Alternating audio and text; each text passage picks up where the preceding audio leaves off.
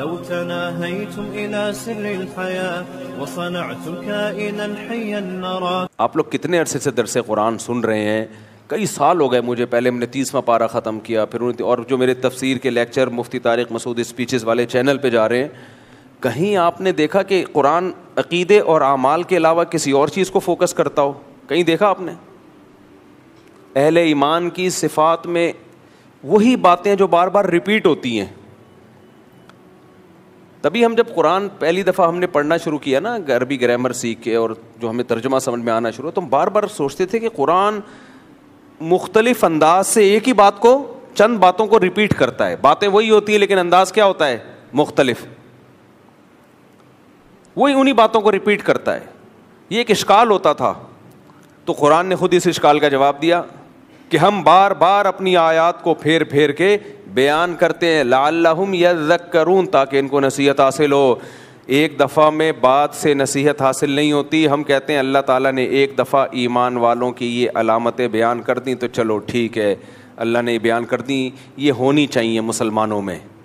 لیکن قرآن پھر وہی علامتیں, پھر وہی علامتیں, پھر وہی علامتیں, پھر وہی علامتیں, بار بار, اس لیے انسان کو احساس ہو جائے بھائی یہی ہے, اس کے بغیر اللہ آپ سے راضی نہیں ہوگا. اور وہ اعمال ہیں. سمجھ رہے ہو کہ نہیں سمجھ رہے؟ وہ کیا ہیں؟ وہ اعمال ہیں آپ کے. چند اخلاقیات ہیں, وہ آپ کو اپنے اندر پیدا کرنی ہے. یعنی کچھ اندر کے اعمال ہیں, کچھ باہر کے اعمال ہیں. کچھ نظریات ہیں, عقیدے ہیں, عقیدہ توحید, ختم نبوت, رسالت, آسمانی کتابوں پہ ایمان. یہ جو چند عقیدے ہیں, ان عقیدوں میں بھی ہم نے گڑبڑ کی. اتنے پیچیدہ پیچیدہ عقیدے مارکیٹ میں لانچ کیے. بھائی اسلام تو بہت سیدھا سادہ ہے. ایک خدا پہ ایمان, اس کے سوا کسی کو نہیں پکارنا, تمام پیغمبروں پہ ایمان, نبی صلی اللہ علیہ وسلم آخری نبی ہیں, آپ کے بعد کوئی پیغمبر نہیں آئے گا, تمام آسمانی کتابوں پہ ایمان. آخری آسمانی کتاب کون سی ہے؟ قرآن, جس نے تمام کتابوں کو منسوخ کر دیا. اور موت کے بعد دوبارہ زندگی ہے. یہ بہت آسان ہے, لیکن ہم نے اس میں بھی جا کے عرش کی مٹی قبر کی مٹی سے افضل ہے یا نہیں ہے. اس میں تو بھائی دونوں رائے ہو سکتی ہیں, کوئی وہ والی رائے رکھ لے تو بھی ٹھیک ہے, دوسری رائے رکھ لے تو بھی ٹھیک. اس پہ تو بحث کی ضرورت ہی نہیں ہے. یہ ہمارے بنیادی عقیدوں میں سے نہیں ہے. لیکن ان چیزوں پہ پھر وہ آگے حیات النبی ممات النبی کے جھگڑے, اتنے عوام تو اس میں پس کے رہ جاتی ہے. وہ کہتے ہیں حیاتی جنتی, وہ کہتے ہیں مماتی دوزخی, مماتی کہتے ہیں حیاتی دوزخی, وہ کہتے ہیں مماتی. عوام جو کراچی میں تو یہی نہیں پتہ ہے حیاتی مماتی ہوتا کیا ہے. لیکن آپ دیکھو ایک حیاتی کی مسجد میں جاؤ گے, جو متشدد لوگ ہیں ان کی بات کر رہا ہوں, وہ مماتیوں کی صبح و شام اس کا ایسا لگتا ہے زندگی کا مقصد ہی یہی ہے کہ مماتی جہنمی ہے. حالانکہ کوئی اختلاف نہیں ہے, چند الفاظ کا تھوڑا سا کھیل ہے بس. اور اگر ہے بھی تو چپ کر جاؤ یار, چھوڑو, کیا کرنا ہے اتنی ڈیپ میں جا کے باتیں بیان کرنے کا. عوام کو دوسری چیزوں میں لگاؤ جو قرآن نے جن چیزوں کو فوکس کیا ہے. میں اکثر ایک واقعہ سناتا ہوں نا, ہمارے یہاں جو فرقہ واریت کس اسٹائل کی چل رہی ہے, واقعہ تو کئی دفعہ سنا چکا ہوں لیکن موقع کی مناسبت سے دوبارہ آ جائے تو اچھا ہوتا ہے. کہتے ہیں کسی جنگل میں 2 آدمی ملے, حالانکہ جنگل میں تو جانور ہوتے ہیں نا, اتفاق سے کوئی گم گیا ہوگا, دوسرا بھی مل گیا.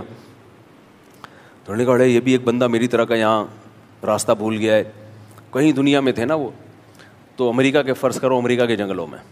تو اس نے دوسرے سے پوچھا یار ماشاء اللہ اور تو بھی مجھے مل گیا, تو ہے کیا؟ اب اس کو ڈر لگ رہا ہے, پتہ نہیں یہ کون سے مذہب کا ہے, کون سے کنٹری کا ہے, دشمن نہ نکلے کہیں. یار تو کدھر کا ہے؟ اس نے کہا میں پاکستان. اڑے زندہ باد, اتفاق سے میں بھی کہاں کا ہوں؟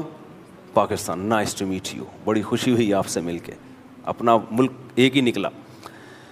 اچھا یار تو یہ بتا کہ تیرا مذہب کیا ہے؟ مسلمان ہوں. اڑے ہم بھی کیا ہیں؟ مسلمان. ویری گڈ, زبردست مذہب. اب آپ کا خوف آہستہ آہستہ کیا ہو رہا ہے؟ بولو کم ہو رہا ہے کہ یار اپنا ہی ہے, ہر لحاظ سے اپنا ہے. ابے مسلمانوں میں فرقے ورقے بہت چل رہے ہیں آج کل مارکیٹ میں. ایسا نہ ہو کوئی ایسے فرقے کا ہو کہ گردن اڑا دے یہیں میری کھڑے کھڑے کہ تجھے تو میں تلاش کر رہا تھا. اس فرقے کا بندہ جہاں ملے وہ واجب القتل ہے. اب آپ کو ایک خوف ہوا, ٹھیک ہے, آپ نے پوچھا تیرا فرقہ کون سا ہے؟ اس نے کہا بھائی سنی ہوں. اڑے یار ہم بھی کیا ہیں؟ سنی. چلو شیعہ سنی کا جھگڑا بھی ختم. اچھا سنیوں میں تو 4 مکاتب فکر ہیں, وہ تو سب ایک دوسرے کو برحق سمجھتے ہیں, لیکن چلو انسان کو اپنے ہم مسلک سے تھوڑا سا لگاؤ زیادہ ہوتا ہے. اس نے کہا میں فقہ حنفی کو فالو کرتا ہوں. ارے یار ہم بھی فقہ حنفی کو فالو کرتے ہیں. سبحان اللہ, کوئی جھینگے پہ بھی جھگڑا, کوئی کیکڑے پہ بھی جھگڑا نہیں ہوگا, کوئی خوراک, کوئی مسئلہ ہی نہیں. نماز بھی بالکل سیم ہوگی, آپ کو اور خوشی محسوس ہوئی. اچھا یار تو یہ بتا کہ حنفیوں میں دیوبندی بھی ہوتے ہیں, بریلوی بھی ہوتے ہیں, تو کیا ہے؟ اس نے کہا میں دیوبندی ہوں. ابے زندہ آباد یار, کوئی ربیع الاول پہ بھی کوئی مسئلہ نہیں ہوگا, سیم ربیع الاول دونوں کا ہے بھائی, سیم. تو ہم سب کا وہ امام حرم کے پیچھے ہم دونوں نماز پڑھ لیں گے, کبھی جانا ہوگا حج پہ, ٹھیک, کوئی مسئلہ ہی نہیں ہوگا. زبردست. دیوبندیوں میں حیاتی ہے مماتی ہے؟ اس نے کہہ دیا مماتی. دھت تیرے کی, ادھر آ کے مار کھا گیا سالا. مجھے پتا تھا تو پنجپیری ہے. تو پھر اس کو جو مناظرے جنگل میں وہیں کیا شروع ہو گئے. تبھی تو لوگ مذہبی لوگوں سے نا بھاگتے ہیں کہ یار اس دلدل میں جتنا گھسو گے نا. اس لیے میرے بھائی, اس لیے اہل علم اسے نہیں کہتے کہ آپ کو جو آتا ہے وہ عوام کے سامنے رکھ دیں. نا نا نا نا, عوام کے سامنے وہ رکھیں جو ان کی بنیادی ضرورت ہے. بڑا مسئلہ اہل علم کے ساتھ کیا ہوتا ہے, جو جن کو علم میں رسوخ نہیں ہے. قرآن نے اہل علم کی دو قسمیں کی ہیں. قرآن نے ایک اہل علم جو اہل علم ہے, ایک وہ والراسخون فی العلم ہے, جن کو علم میں کیا ہے, رسوخ, بہت مضبوط گرفت ہے. صرف کتابیں یاد کر لینا اور احادیث کا پتہ ہونا, یہ صحیح ہے, یہ ضعیف ہے, یہ متواتر ہے, یہ خبر واحد ہے, یہ قرآن کی, یہ اس کو علم نہیں کہتے. صرف محض اس کو علم رسوخ, ڈیپ میں جانا, اسلام کے مزاج کو سمجھنا, یہ بہت ضروری ہے. میں اکثر ایک حدیث پیش کرتا ہوں نا, نبی صلی اللہ علیہ وسلم نے حضرت ابو ہریرہ رضی اللہ تعالیٰ عنہ, نبی کے نال مبارک, آپ کا جو جوتا ہے نال مبارک وہ لے کے جا رہے ہیں. راستے میں حضرت عمر سے ملاقات ہوئی تو حضرت ابو ہریرہ نے حدیث سنائی کہ جو شخص لا الہ الا اللہ کہے وہ جنت میں داخل ہوگا. میں نے نبی سے یہ سنا ہے اور میرے پاس اس کا ثبوت بھی ہے. نبی صلی اللہ علیہ وسلم, پہلے زمانے میں یہ تھا کہ بھائی یہ علامت ہوگی کہ دیکھو نبی نے اپنی ایک نال مبارک دی ہوئی ہے, یہ بتانے کے لیے کہ یہ میری طرف ہی نسبت ہے اور یہ اوتھینٹک حدیث ہے. حضرت عمر نے حضرت ابو ہریرہ کو ایسے کر کے دھکا دیا پیچھے, وہ بیچارے کولے کے بل زمین پہ گرے. فخررت علستی, اور واپس حضرت عمر نے فرمایا واپس. حضرت عمر بڑے جلالی تھے نا, جلالی. اچھا ہمارے دور میں ایسا ہوتا تو فوراً نبی کی حدیث کے گستاخ کا شاید فتویٰ لگ جاتا کہ وہ نبی کی حدیث سنا رہے ہیں اور یہ ان کو کیا کر رہے ہیں, دھکا. حضرت عمر سے پوچھا جائے تو وہ کہیں گے جیسے کہ پوچھا گیا, نبی نے پوچھا اے عمر تم نے ان کو میری حدیث پیش کر رہے تم نے ان کو دھکا کیوں دیا؟ تو حضرت ابو ہریرہ روتے ہوئے نبی کے پاس گئے, یا رسول اللہ میں نے عمر کو حدیث سنائی, انہوں نے مجھے ایسے کر کے دھکا دیا. تو نبی نے عمر سے پوچھا رضی اللہ عنہ, اے عمر تم نے ایسا کیوں کیا؟ فرمایا یا رسول اللہ اذن یتکل الناس او کما قال, فرمایا لوگ تو اس حدیث کو سن کے اسی پہ اعتماد کر لیں گے, لوگوں کے سامنے حدیث کا یہ ٹکڑا آئے گا بس کہ جو لا الہ الا اللہ کہتا ہے جنت میں جائے گا, تو لوگ کہیں گے اچھا بھائی برے اعمال بھی کرتے رہو, صرف لا الہ الا اللہ کہہ لو اور کہاں چلے جاؤ, جنت میں. کیا مطلب؟ ابو ہریرہ یہ جب یہ بات پبلکلی بتائیں گے تو یہ لوگوں کی مینٹیلٹی سے اوپر کی ہوگی. تو آپ صلی اللہ علیہ وسلم نے حضرت عمر کو ملامت نہیں کی. یہاں ایک اشکال ہوتا ہے, پھر نبی نے کیوں بتائی حضرت ابو ہریرہ کو؟ کیا معاذ اللہ حضرت عمر کی توقع سید الانبیاء سے زیادہ تھی کیا؟ بھائی نبی نے, یہ اشکال تو پھر پیغمبر صلی اللہ علیہ وسلم پر بھی ہوتا ہے نا کہ نبی نے کیوں بتا دی. دیکھو نبی صلی اللہ علیہ وسلم کا کام علم کی اشاعت ہے, تبھی تو حضرت ابو ہریرہ نے بعد میں یہ حدیث بتا دی نا سب کو, کیونکہ نبی کی تو ذمہ داری ہے جو بات ہے وہ لوگوں کے سامنے رکھی جائے.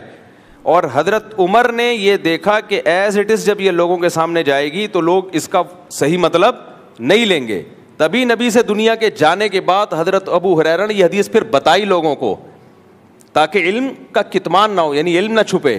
کیونکہ اس وقت دوسری حدیثیں جن میں اعمال کی ویلیو ہے وہ حدیثیں بھی امت کے سامنے آ گئی تھیں. اور نبی صلی اللہ علیہ وسلم نے یہ کام اس لیے کیا, اس میں حکمت تھی سید حضرت عمر رضی اللہ تعالی عنہ کی تفقع اور بصیرت کو بیان کرنا.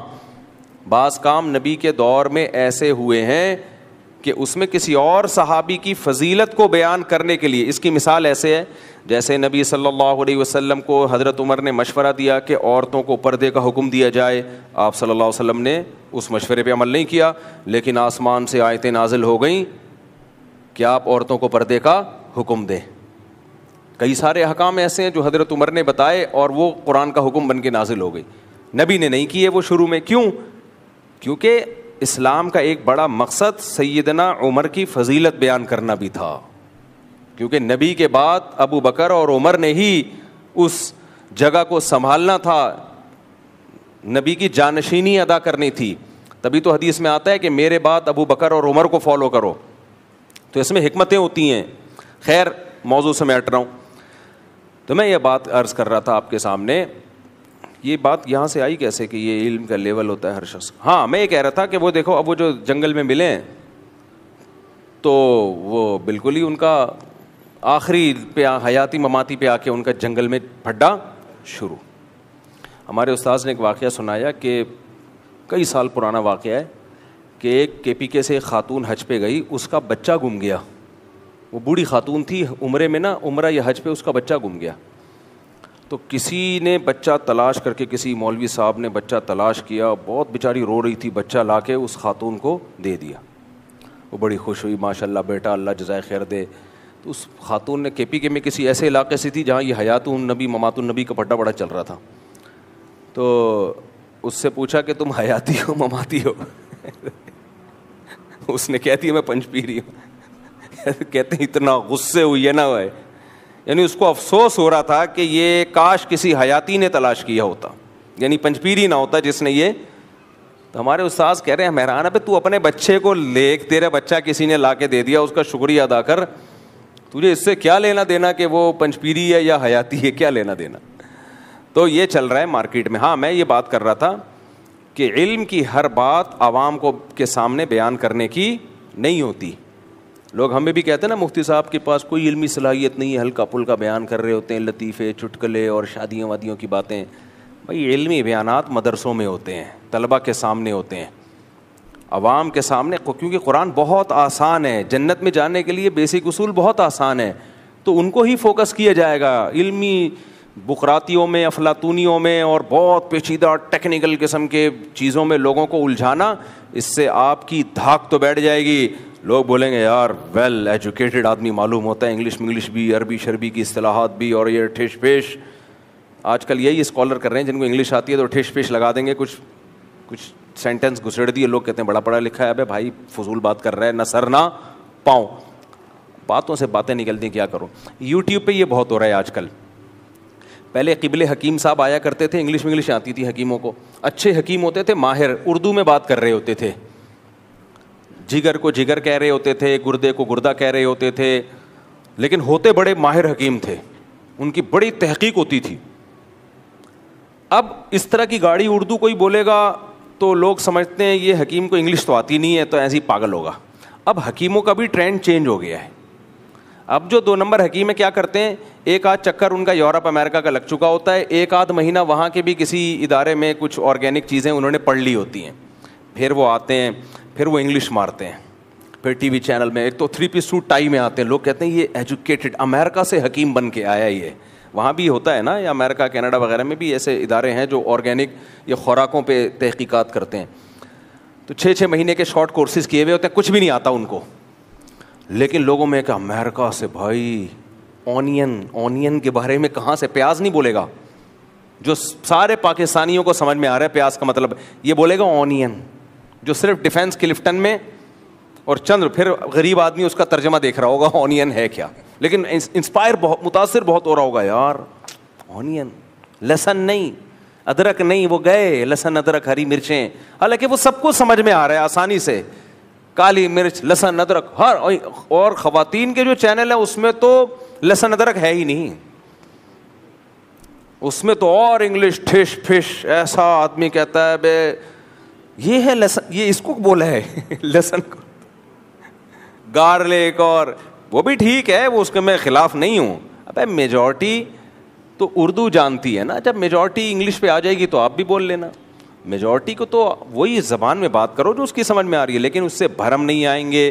تو لہٰذا ٹھش پھش.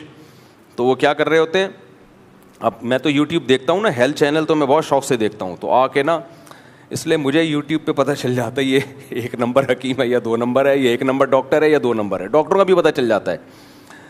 تو اتنا سن کے, اور بڑے بڑے ڈاکٹروں سے تعلقات بھی ہیں تو پتہ چل جاتا ہے. ان کو بھی ویڈیوز بھیج کے میں کرواتا ہوں, پوچھتا ہوں کہ کیا پھینک تو نہیں رہا, تو بس بات بتا رہے ہوتے ہیں لمبی پھینکی ہے. بعض کہہ رہے ہوتے ہیں امریکہ کے جو ابھی ایک نئی ریسرچ آئی ہے بالکل جدید تحقیق ہے, اور ڈاکومنٹس پیش کر رہے ہوتے ہیں. میں وہ ڈاکومنٹ امریکہ میں ڈاکٹر کو بھیجتا ہوں, کہہ رہے ہیں یار اس قسم کی کوئی تحقیق, یہ پتہ نہیں کہاں سے اس نے چھپوایا ہے اور چھپا کے ڈال دیا ہے. ہمیں کیا پتہ چل رہا ہوتا ہے کہ یار یہ اوتھینٹک ہے بھی یا نہیں, ہمیں پتہ چل رہا ہوتا ہے. ہم تو انگلش دیکھ رہے ہوتے ہیں, کوئی ایک ٹھپا لگا ہوا ہوتا ہے کہیں سے, ادھر سے کسی موچی سے لے کے ٹھپا لگا دیا, کیا پتہ چل رہا ہوتا ہے یار. تو اس لیے یوٹیوب کی کوئی بھی تحقیق ہوتی ہے ریلائبل ڈاکٹروں سے پوچھیں, سمجھتے ہو. خیر, تو اب اس میں کیا ہوتا ہے, وہ قبلہ حکیم صاحب 3 پیس سوٹ ٹائی میں آنے لگے ہیں, اور اب وہ تھوڑا سا انگلش بھی بولنے لگے ہیں. تو اس انگلش کی وجہ سے لوگ کہتے ہیں یہ پڑھے لکھے حکیم ہے, کچھ بھی نہیں ہے میرے بھائی. تو کوئی باقی پڑھا لکھا ہو, بوڑھا ہو, ایجڈ ہو, تجربہ ہو, وہ اس کو ان بھرم سے متاثر نہ ہوا کرو کہاں سے کہاں بات چلے گی. خیر, میں جلدی سے بات کو سمیٹتا ہوں. تو میں یہ عرض کر رہا تھا کہ لوگوں کی مینٹیلٹی کے حساب سے ان سے بات کرنی چاہیے. میں جب طلبہ کو درس قرآن کی ٹریننگ دیا کرتا تھا, کئی سال میں نے جامعۃ الرشید میں طلبہ کو درس کی ٹریننگ دی ہے, تو اپنے سامنے بلا کے ان سے تقریر کروانا, اپنے سامنے بٹھا کے ان کو درس قرآن دلوانا, یہ میری ذمہ داری تھی. تو جب بھی میں درس دلواتا تھا نا, تو میں پھر نوٹ کر رہا ہوتا تھا یہ درس کے دوران کیا کیا غلطیاں کرتے ہیں. اچھا, ہمارے یہاں یہ بھی ایک مسئلہ ہے, بغیر سیکھے ممبر پہ آ کے بیٹھ جاتے ہیں, پھر وہی منافرت پھیلانا اور یہ سب چیزیں چل رہی ہوتی ہیں. تو اس میں 2 چیزیں بہت نوٹ کر رہا تھا. ایک, مشکل الفاظ استعمال نہ کرو درس میں. نمبر 2, درس میں آپ نے یہ نہیں دیکھنا کہ مجھے کیا آتا ہے. درس دینے سے پہلے آپ کو بہت کچھ آتا ہے جس سے آپ کی علمی دھاک بیٹھ سکتی ہے, بہت کچھ آتا ہے. آپ نے یہ دیکھنا ہے سامنے والوں کی ضرورت کیا ہے. سامنے والوں کی بولو ضرورت کیا ہے. آتا تو بہت کچھ ہے آپ کو بھائی, لیکن سامنے والوں کی وہ ضرورت نہیں ہے, ان کو اس علم کی ضرورت نہیں ہے. مثال کے طور پر میں یہاں کسی متنازع شخصیت کے بارے میں بیان کرنا شروع کر دوں کہ کچھ کہہ رہے ہیں وہ اچھے تھے, میں کہہ رہا ہوں وہ برے تھے, دلائل کے انبار لگا دوں. اب اس شخصیت سے ہمارا کوئی لینا دینا نہیں ہے, نہ قبر میں ہم سے اس کے بارے میں سوال ہوگا, نہ دنیا میں اس کا کوئی اثر پڑ رہا ہے ہمارے اوپر. تو اس سے یہ تو پتہ چل جائے گا مفتی صاحب کا مطالعہ بہت ہے, لیکن ایک بھرم بیٹھ جائیں گے, عوام کو کوئی فائدہ نہیں ہوگا اس سے. اب دیکھو, ایک ڈاکٹر نے لوگوں کو جمع کیا, ہارٹ اسپیشلسٹ ہے, ہارٹ اسپیشلسٹ ڈاکٹر ہے, اس نے پبلک کو جمع کیا, آؤ میں آپ کو ہیلتھ کے بارے میں ایک انتہائی اہم معلومات دینے والا ہوں. بلکہ ہارٹ اسپیشلسٹ نہیں ہے, کسی ایسی بیماری کا اسپیشلسٹ ہے جو لاکھوں میں کوئی 1 آدھ لوگوں کو ہوتی ہے. ایسی بیماریاں بھی ہیں جو ہزاروں لاکھوں میں 1 آدھ لوگوں کو ہوتی ہیں. اب اس نے بلا کے وہ پورے لیکچر دینا شروع کر دیے, ڈائیگرام بنا کے, ایسی ہوتی ہے بیماری اتنی خطرناک, اور اس بیماری کا ایک پیشنٹ بھی مجمع میں موجود نہیں ہے. تو پتہ ہے وہ بیماری تو لوگوں کو اس سے فائدہ ہو نہ ہو, اس بیماری کے بارے میں بحث مباحثے کی خارش کی بیماری بہرحال پیدا ہو جائے گی. نہیں آئی میرا خیال ہے بات. اب پتہ ہے اس سے کیا ہوگا, جب ڈاکٹروں کی وہی باتیں سنیں گے جن کا ہماری روزمرہ کی لائف سے تعلق ہی نہیں ہے, تو پھر کیا ہو جائے گا, پھر وہ یوٹیوب پہ کہیں سنیں گے دوسرا ڈاکٹر اس کے خلاف نظریہ لے کر آیا, آپ نے سنا ہوگا یہ والا ڈاکٹر تو وہ والی بات کر رہا تھا اور یہ اس کے خلاف, تو پھر آپ دلائل, مناظرے, بحث, پھر ہر ایک سے ابے فلاں ڈاکٹر کی اس باری بیماری کے بارے میں یہ رائے ہے, تیری کیا رائے ہے, وہ کہے گا میری یہ رائے, ابے تو غلط بول رہا ہے, وہ صحیح بول رہا تھا. ایک غیر ضروری جنگ میں وہ تمام کے تمام لوگ چھڑ جائیں گے, حالانکہ اس بیماری کا اس سوسائٹی سے کوئی تعلق ہے ہی نہیں. مردوں کو بٹھا کے زنانہ بیماریوں پہ ڈسکشن شروع کر دے کوئی, اب سارے مردوں کو بلایا اور مینسز کے بارے میں ڈیٹیل, مرد بولیں گے بھائی ہاں یہ ہمارا مسئلہ تھوڑی ہے بھائی, ان کو ٹرین کر رہے ہیں. تو بھائی یہ ڈاکٹروں میں یہ بات کرو, کیونکہ ان کو کبھی خواتین کا علاج کرنا پڑتا ہے, کبھی مردوں کا علاج, تو ان کو بتاؤ. مرد کو آپ یہ کیوں بتا رہے ہو؟ میں اگر حیض و نفاس کے مسائل مردوں کو سکھاؤں, یا تو شادی شدہ مردوں کو تاکہ وہ اپنی بیویوں کو سکھائیں, تو سمجھ میں آتا ہے. وہیں میں مردوں کو سمجھانا شروع کر دوں تو بولیں گے یار ہمارے ساتھ یہ مسئلہ تھوڑی ہے. پریگنینسی کے بعد آپ نے اپنی فٹنس کو کیسے قائم رکھنا ہے, بچہ پیدا ہونے کے بعد جو ہے نا دوبارہ ویٹ اپنی اصل حالت پہ آ جائے, اس پہ میں لیکچر پہ لیکچر, تو آدمیوں میں لیکچر دے رہا ہوں.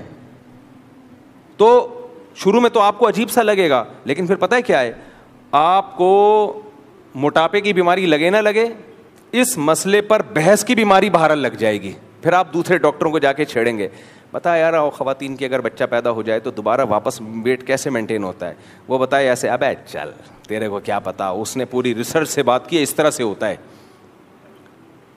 پھر وہ کہہ گیا نہیں اس طرح نہیں, وہ ڈاکٹر ایسا ہے, اس کو کیا پتا. بھائی تیرے کو پتا ہے, اس کو زیادہ پتا ہے. نہیں مجھ کو زیادہ پتا ہے, لیا میرے سامنے چیلنج. پھر تیسرا ڈاکٹر الگ, پھر 2 فرقے ایک محلے میں بن جائیں گے, حالانکہ ان کا اس مسئلے سے کوئی تعلق ہوگا ہی نہیں. گنجے کو آپ بتا رہے ہو یہ والی کنگھی زیادہ مناسب ہے بال بنانے کے لیے, برش سے بال بنانے کے بجائے اس کنگھی سے بنایا کر بال. تو گنجے کو بال بنے نہ بنے یہ بیماری بحث کی, یہ خارش کی بیماری لگ جائے گی. ہمارے کراچی میں ایک مولوی صاحب تھے, ان کے ممبر پہ جب بھی جاؤ نا وہ حیات ممات کا مسئلہ بہت, ان کا ہر ہفتے کا مسئلہ ہی یہی تھا. میں اس وقت درجہ خامسہ میں 5ویں سال میں پڑھتا تھا. تو مجھے یاد ہے ہمارا ایک طالب علم, دیکھو میرا وہی عقیدہ ہے جو جمہور کا عقیدہ ہے, نبی صلی اللہ علیہ وسلم قبر مبارک میں برزخی حیات کے ساتھ زندہ ہیں, قبر مبارک میں برزخی حیات کے ساتھ زندہ ہیں.